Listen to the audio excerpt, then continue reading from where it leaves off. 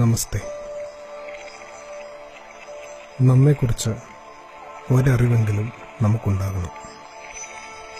ദൈവമക്കൾ എന്നൊരു പദവിയൊക്കെയുണ്ട് നമുക്ക്. വലിയ സ്നേഹത്തിൻ്റെ മക്കൾ എന്നുള്ള അർത്ഥത്തിലാണത്.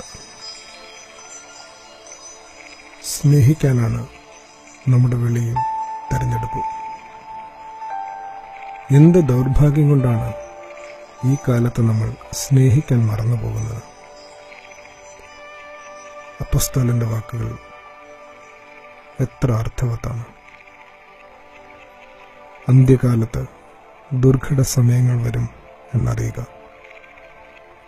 മനുഷ്യർ സ്വസ്നേഹികളും ദ്രവ്യാഗ്രഹികളും വമ്പ് പറയുന്നവരും അഹങ്കാരികളും ദൂഷകന്മാരും അമ്മയപ്പന്മാരെ അനുസരിക്കാത്തവരും നന്ദി കെട്ടവരും അശുദ്ധരും വാത്സല്യമില്ലാത്തവരും ഇണങ്ങാത്തവരും ഏഷണിക്കാരും അജിതേന്ദ്രിയന്മാരും ഉഗ്രന്മാരും സൽഗുണദേഷികളും ധാഷ്ട്യക്കാരും നിഗളികളുമായി ദൈവപ്രിയമില്ലാതെ ഭോഗപ്രിയന്മാരായി ഭക്തിയുടെ വേഷം ധരിച്ച് അതിൻ്റെ ശക്തി ത്യജിക്കുന്നവരുമായിരിക്കും.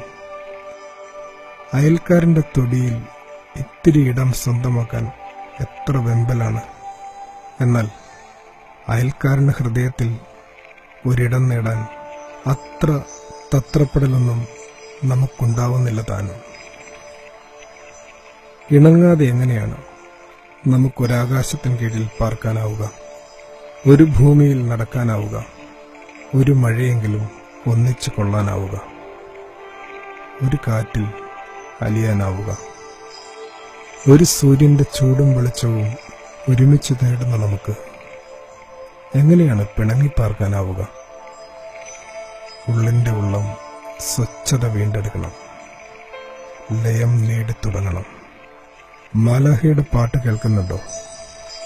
എങ്കിൽ സമാധാനം ജനിക്കുന്നതിന്റെ അടയാളമാണത്. ഇപ്പോൾ കേൾക്കാനാവുന്നില്ലേ കൂടെ നടക്കുന്നയാളിന്റെ ഹൃദയമിടിപ്പുകൾ, അതിൻ്റെ ദുഃഖങ്ങളും ആനന്ദങ്ങളും? ഇല്ലെങ്കിൽ കുറെ കൂടി ഹൃദയത്തോട് ചേർന്ന് നടക്കുക. ഹൃദയത്തോട് ചേർന്ന് നടക്കുന്ന മനുഷ്യരൊക്കെ നമ്മെ ഓർമ്മിപ്പിക്കുക തമ്പുരാനെ തന്നെയാണ്.